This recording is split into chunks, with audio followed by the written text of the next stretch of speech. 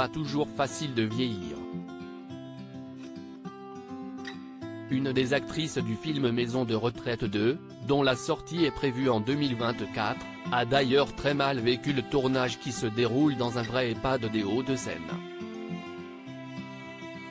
Elle s'est confiée auprès des journalistes du Parisien.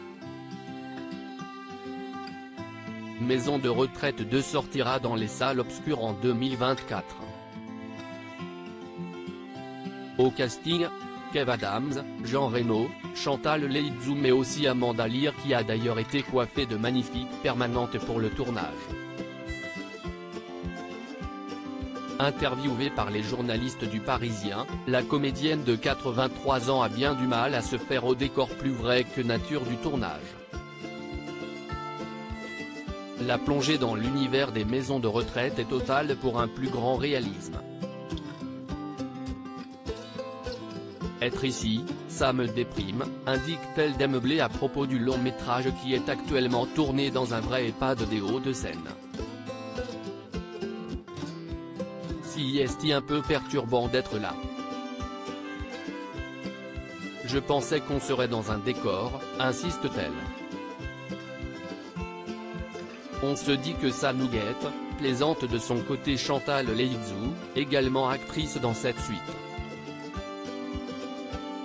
Le casting de Maison de retraite 2 pourrait faire un film à part entière, plaisante Kev Adams qui co-réalise et joue dans ce nouveau volet de cette comédie. J'ai été chercher les Expendables aux 4 coins de la planète, Amanda Lear dans un bistrot parisien, Jean Reno à New York, Enrico Macias à la fête des 80 ans de ma grand-mère. Fait-il savoir aux Parisiens. Ayant d'abord refusé le rôle car elle se trouvait trop jeune pour le projet, Amanda Lear ajoute n'avoir toujours pas vu Maison de retraite. Mais j'ai aimé mon personnage de Barbie, une ex-maquilleuse un peu farfelue, et toute l'équipe est rigolote, partage-t-elle. Le pitch de cette suite des aventures de Milan et des pensionnaires de la maison de retraite, Fleurette, Sylvette, Alfred, Edmond, qui côtoient désormais les enfants d'un orphelinat.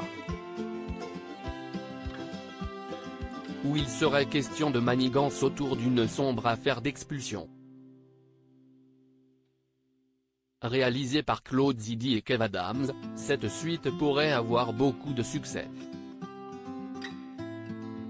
Pour rappel, le premier film avait récolté plus de 2 millions d'entrées dans les salles. Plus de 2 mois après sa sortie, le film emmené par Kev Adams est toujours en salle et vient de franchir les 2 millions d'entrées, se plaçant ainsi sur le podium du box-office français de l'année, derrière The Batman, proche des 3 millions d'entrées, et Uncharted, proche des 2,5 millions d'entrées, indiquait à l'époque Allociné. Un film donc qui n'a pas pris une ride.